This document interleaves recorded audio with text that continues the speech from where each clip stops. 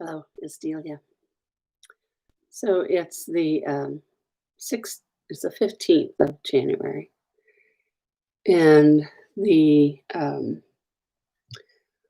insurrection was on the 6th, and there's going to be more coming. And I have a long history of talking to dead people, and I've done over 5,000 past life readings. So um, I have a lot of um experience with different aspects of talking to dead people. Um,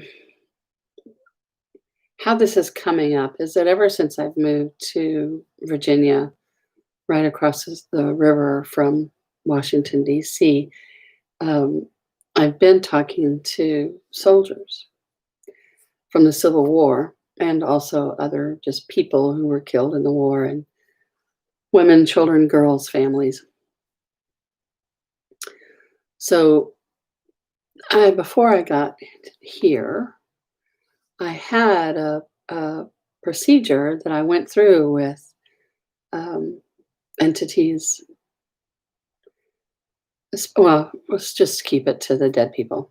And then helping them release and helping them move on, and a lot of things that a lot of people have talked about.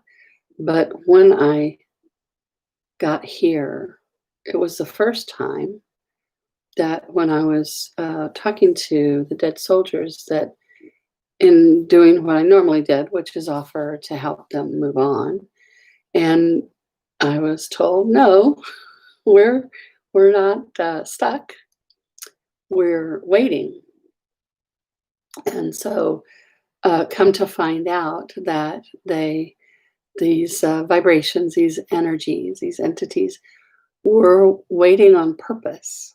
And they told me that they were waiting to finish. They were waiting to end the war. And I told him, well, it's been kind of a long time, I mean, not next to eternity, but for in human time. And do you know what you're waiting for? Is there anything in particular? And they said, no, they didn't answer that part. They just said, no, we know they had the energy. They know what they're doing. They can't really explain it in human terms, but that was that. And so it was very interesting for me with lots of other experiences of um, working with the dead, and they needed resolution, or they didn't know that they were dead, or they were afraid to move on, or they needed to forgive themselves first. I mean, there have been a lot of different avenues that needed to happen before they would move on. But this was the first time these energies, these entities were consciously choosing to stay in this state of ghost, I guess is the word that we normally use for them. But it wasn't like any of uh, even in a New Age community, it wasn't like any of the things that I'd ever heard about why we come across people who've died. So this was a few years ago when I was doing a house clearing, a space clearing on a property in Manassas, Virginia, which is a big uh,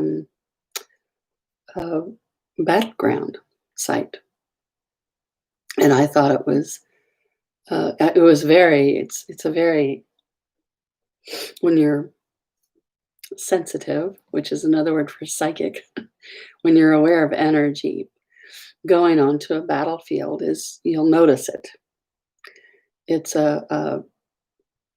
it's an odd energy it's like a dampened energy. It's like oddly quiet, not quiet in a out in the woods kind of a quiet, but a different kind of dampened, I guess is the best way to say it. And the property there had been up for sale for a few years, number of years, and they had not been able to sell a house. It looked beautiful. It was um, 3 stories. It was in a beautiful setting, lots of open space. I don't remember that there were any golf courses there, but it was that kind of open space, like golf coursey kind of open space. And the house wasn't selling.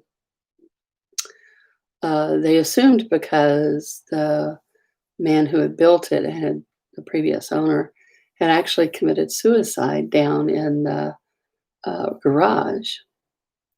So that was why the real estate company hired me. And as I was clearing the house, when I do a space clearing, I actually communicate with the space and the different rooms and the grounds. So there's a lot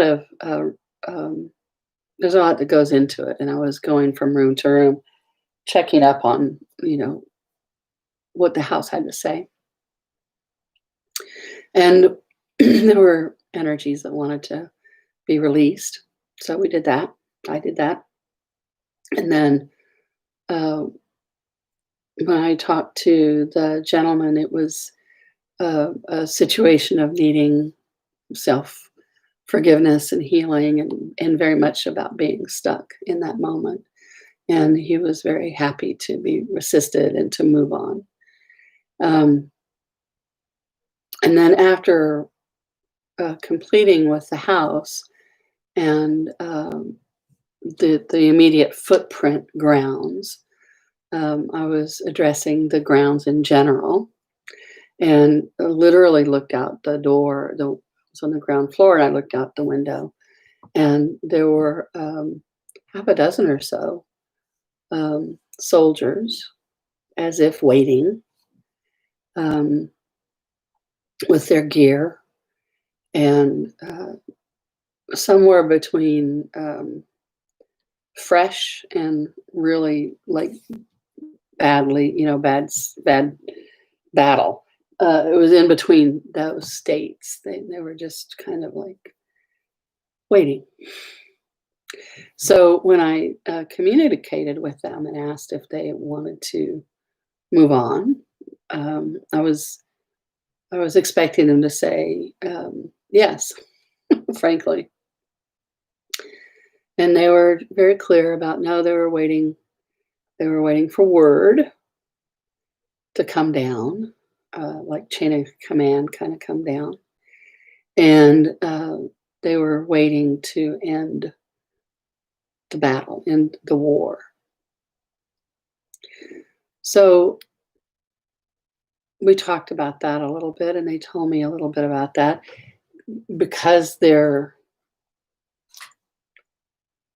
uh, dead, because they're from another century, because they're not in bodies, because it's a representation. There's it can be challenging to have the conversation like that because the frame of references are challenging. It's not a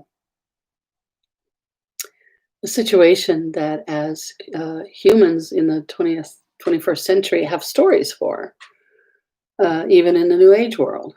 And um, so suffice it to say, it was like in pictures, a kind of thing, or in impressions, that the story is that they were waiting, and they were fine with that. And waiting didn't hurt them or bother them or deplete them in any way. And they couldn't tell me what they were waiting for, but it would be fine.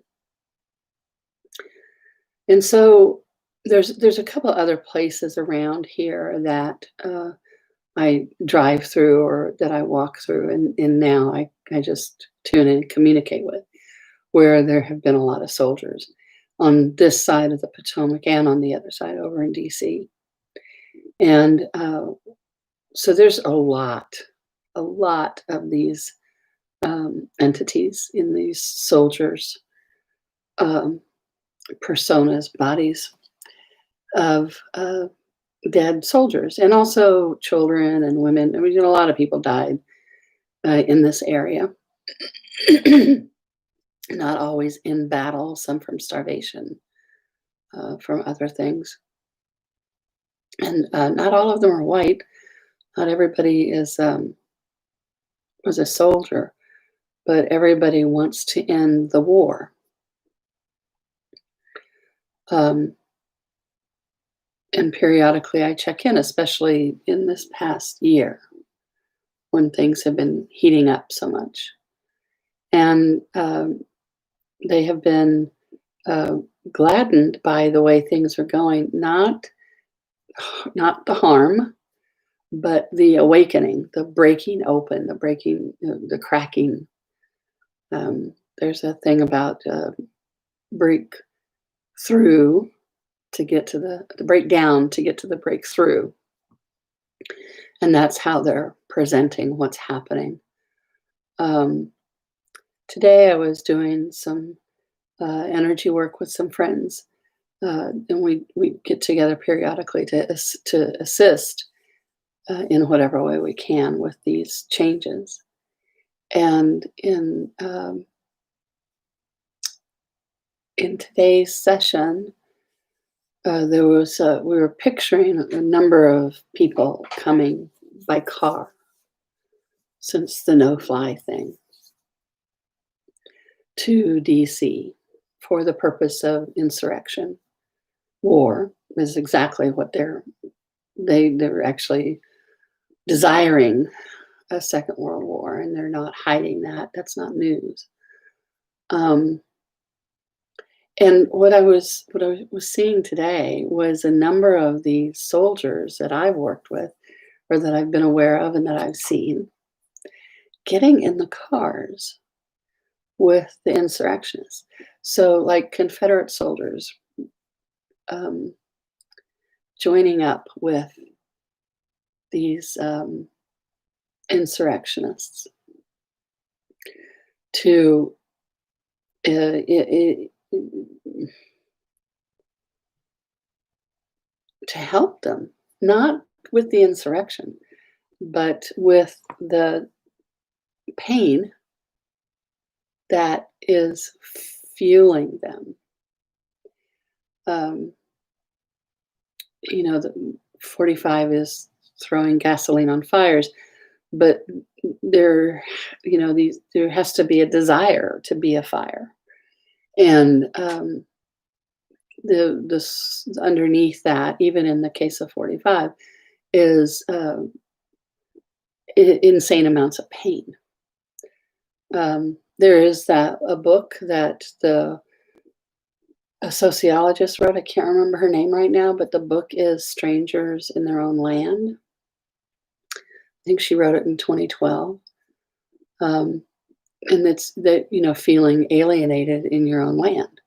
And many of us who have been disenfranchised for various reasons, some obvious, some not obvious, um, know exactly the pain and the fear of being, feeling like you don't fit in, dangerously so, or that if anybody knew you, that, they would reject you, or um, that if you were just yourself, you would be fill in the blank, whatever awful thing happened when you were a kid, say. So this kind of primal fear of survival and social threat, like the dual mandate or compulsion to belong and to fit in, and combating with the primal pain of things that have happened when you were with people. Families can be very abusive. um, Grandfathers can feel that they have rights with granddaughters that they don't have, that they really don't have. So there's just a lot of different kinds of woundings that are at play. And, politics and how we it's just about how we operate. What are the common rules and how are we going to behave together? Yes, I know it's gotten really off kilter and greed has run amok and all that. That's another conversation. But from a spiritual, as in not body perspective, um, there's all healing is self healing, and everything that's happening. I mean, the process of healing, the steps in healing, are the same whether it's for the individual, or for the family, or for the neighborhood, or for the tribe, or for the nation. Things have to come up and out to heal. They have to come through. They have to come through awareness, through consciousness. It doesn't have to be very verbal. It doesn't have to be um, done the way it's often done. It can be faster than that. But there is some kind of rising up through consciousness that happens. Um, and I'm not trying to convince anybody of that. That's just been my uh, experience. You can have your own experience. And what's happening is we're evolving, raising the vibration. The planet is also evolving and raising the vibration. We think that we're the center of the show, but really it's the planet and all the life forms that are here, of which we are just one. And the planet is taking up its next level, that next level of participation and conscious awareness within the universe. So there's many, many things happening at once. Um, you'll often hear me say that we're already multidimensional beings with bodies. And now is a time when that's really evident. And now is also kind of made challenging, even more challenging, because collectively, socially, we have been on all continents, we have been being deadened and gone to sleep, programmed into this reruns. There is no future. Everything is fine. Everything's a disaster. There's no future. The future is bright. It's just these really crazy, um, conflicting lies that have just been repeated so much that people don't trust hope or the future. And that's one of the things that's breaking. And to be in a battle, um, and waking up at the same time, it's challenging. But we're infinite beings. We're up for the challenge. And it's okay that the body does not feel like that's true. It can be very challenging from a body perspective. So the soldiers were joining up with the insurgents in their trek for the purposes of what they call in the 12-step world. I like this model of experience, strength, and hope. So in the 12-step world, someone who has time in the program will talk to somebody who's new. And this is what, oftentimes in meetings, and they cover experience, strength, and hope. What was it like? What happened? What's it like now? And because it's one to one, because it's somebody's actual experiences, it's the way that many, many, many people can be reached, whereas they cannot be reached by being dictated to or at or about. And there is so much passion, there's so much emotional investment in the people who are in this movement to devolve. It's very ironic that um, they're fighting to keep a fascist in. It's just very, it's tricky. It's backwards. Okay, so the soldiers are there to talk to the insurgents about their experience of dying for the Confederacy. And whenever their moment of awakening was, with or without a body, sometimes they awoken while they were still fighting. Sometimes they awoken at the moment of death, or sometimes they woke up later. But they're giving their kind of experience, strength, and hope to the insurgents about the misleading information that they have, because they're trying to go back to something that's never existed. And the energy is about destroying creation. So the craziness that they're involved with and that's going on in their heads is not rational. It's crazy, and it's not even theirs. There is this energy afoot on the planet to make the people crazy and to make destruction sexy and desirable. And it's happening in many parts of the planet. So this is what's happening here, though, is that the soldiers and the people who died in the war have been waiting to stop the war, to end, to complete, to finish. And now they're doing that. They have things to do now, and one of them is to um, kind of psychically sponsor these people. Now, just because that's happening doesn't mean that everything is going to, dissipate. Probably not. But part of the importance of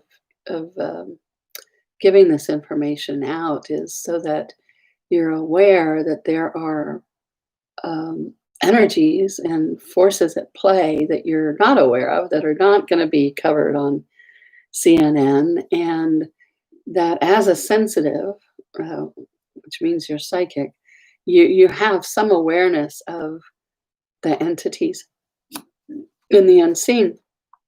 Now, one of the other entities that are really active right now are the destructive ones.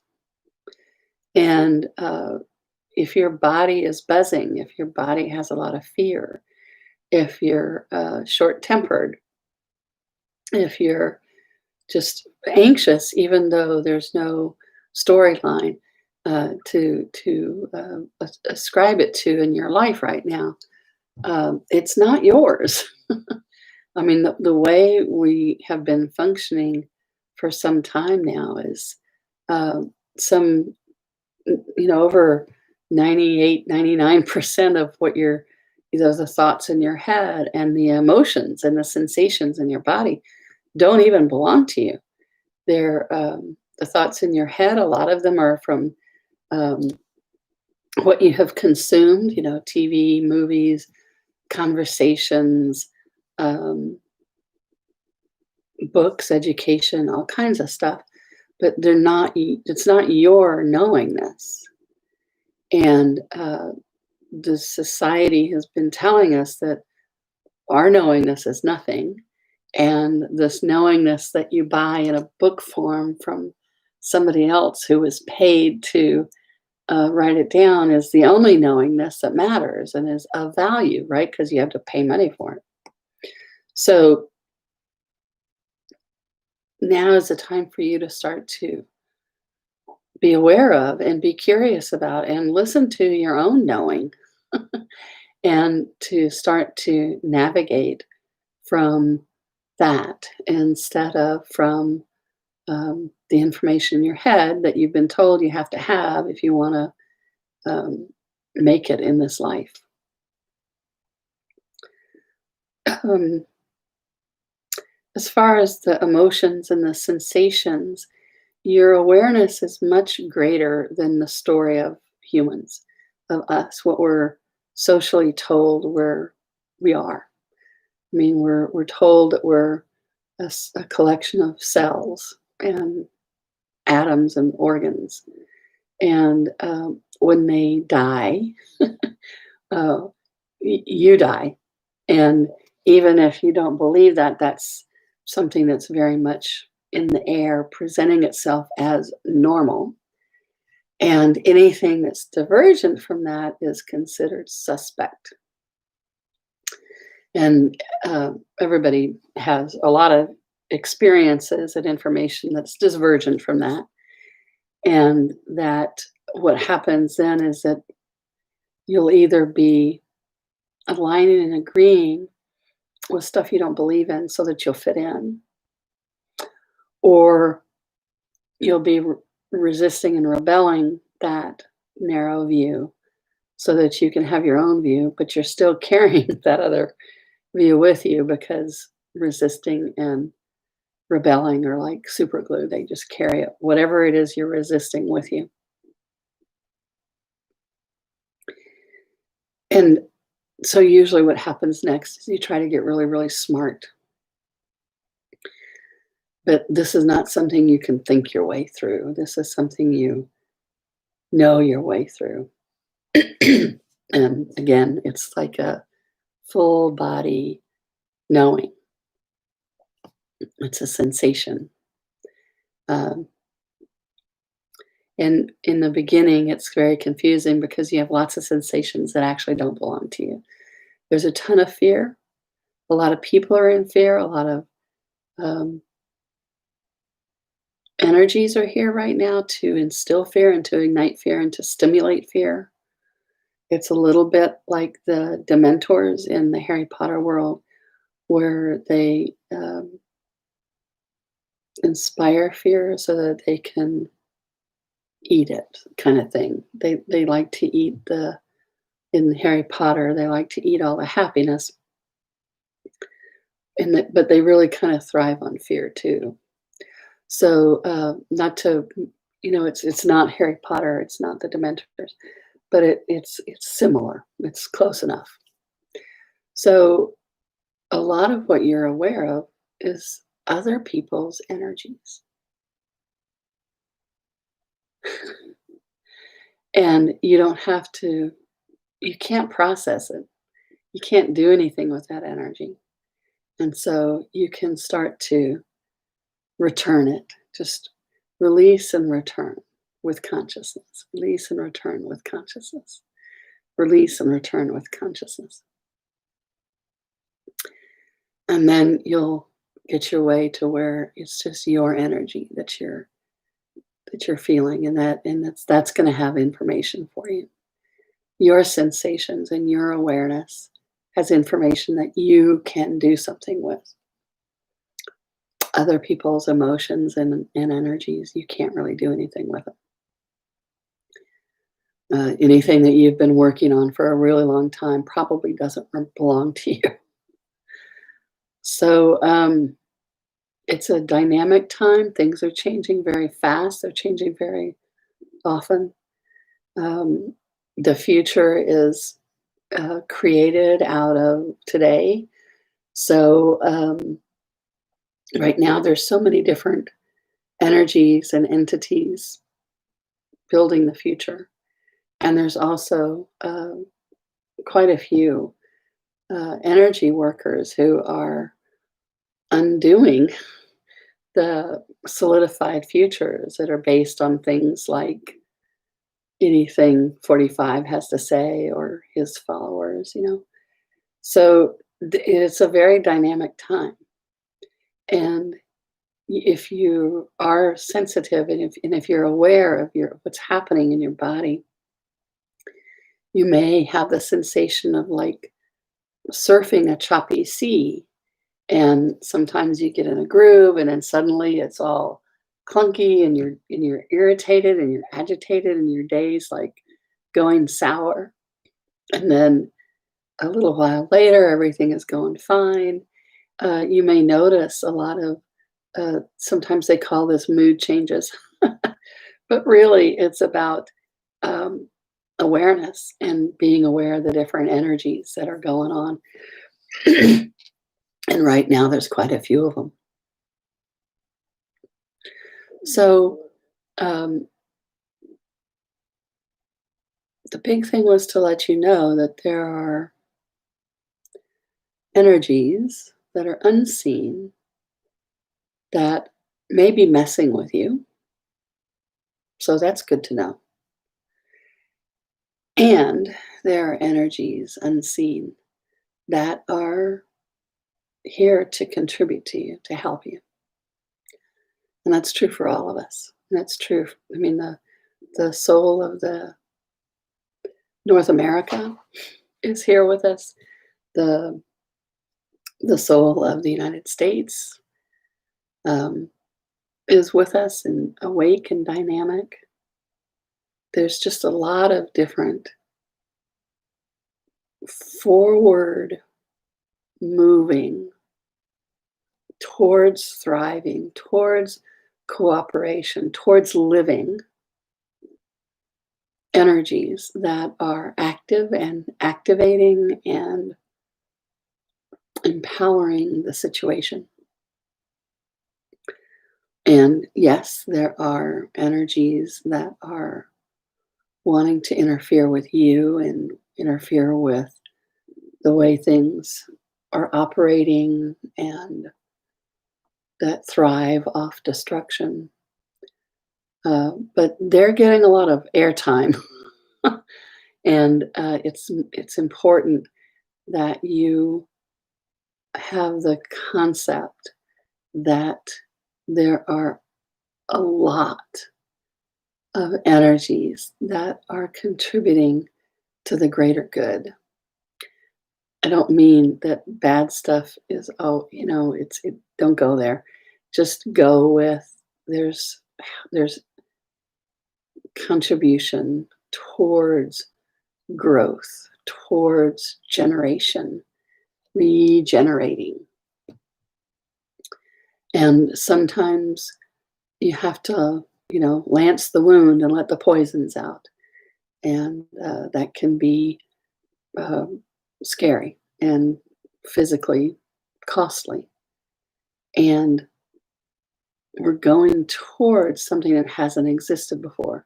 I mean, part of the way that there's been so much traction with this insanity is that that there have been energies that have been kind of erasing the future. And the future hasn't been written. A really great movie at this juncture would be the George Clooney movie, uh, Tomorrowland. And it's just a very entertaining way of demonstrating kind of a facet of what's going on right now. And it's all about, okay, but what are we going to do? Where are we going to go? What do we want to create? And that's what we want to stay focused on and going towards.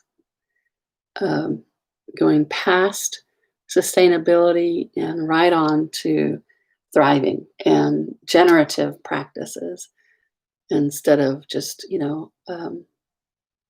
holding ground, go all the way to practices that generate life and possibilities and thriving and wellness. So, coming out of the paramilitary life as we have known it since 2001 and come back into a solid, um, full of possibilities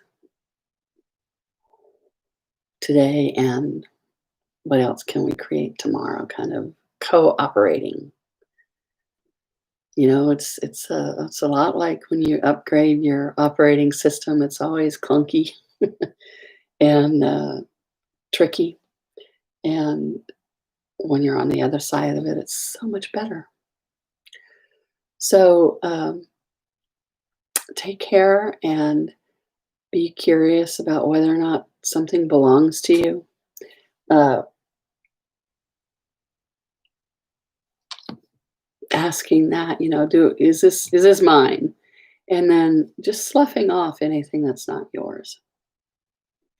It will feel like you're making it up. It will feel like you're um, not doing the right stuff. Just do it anyway, and you'll find your way of doing things in the meantime. And I will be having classes pretty soon, starting pretty soon. So you can always check it out on my website, deliayeager.net. Uh, so, anyway, I hope this gives you some information. I hope this gives your body some ease. Um, there are unseen helpers, and you have your own team of unseen helpers that is with you 24/7. Start to validate them, start to be curious about them, start to have a relationship with them in whatever way it occurs to you to do that. And the more you're connecting with your team, the more real it is to you that you're not alone. All right. Thank you for watching. And um, let's see what we can create in the thriving category. All right. I'll see you next time.